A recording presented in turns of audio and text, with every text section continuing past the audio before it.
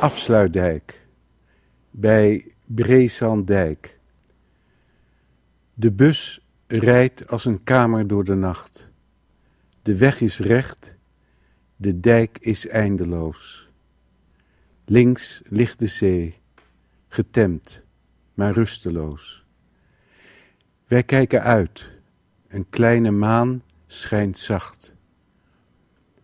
Voor mij de jonge, pas geschoren nekken van 2 matrozen die bedwongen gapen en later, na een kort en lenig rekken, onschuldig op elkanders schouders slapen.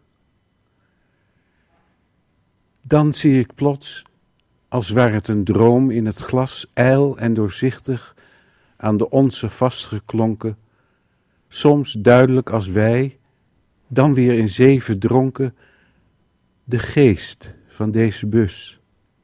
Dan zie ik ook mezelf. Alleen mijn hoofd deint boven het watervlak, beweegt de mond als sprak het, een verbaasde zeemeermin. Er is geen einde en geen begin aan deze tocht, geen toekomst, geen verleden. Alleen dit wonderlijk gespleten lange heden.